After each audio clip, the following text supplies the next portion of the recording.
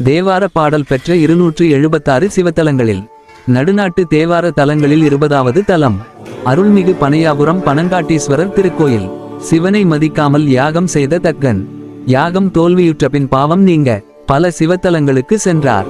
அவன் வழிபட்ட தலங்களில் ஒன்று இதுவே. ராஜகோபுர நுழைவாயிலில் ஆட்டுத்தலையுடன் தக்கன் வணங்கும் சிற்பம் இதற்கு சான்று. அதே யாகத்தில் சாபம் பெற்ற சூரிய பகவானும் இங்கு சிவனை வணங்கி தன் ஒளியை மீட்டார். அதனால் சித்திரை மாதம் 7 நாட்கள் சூரிய ஒளி நேராக இறைவன் மீது விழுகிறது. இத்தல ஈசன் நேத்ரோதார சுவாமி கண் கொடுத்த கடவுள் என்று அழைக்கப்படுகிறார். கண் பார்வை பிரச்சனைகள் நீங்க இங்கு வேண்டுகின்றனர்.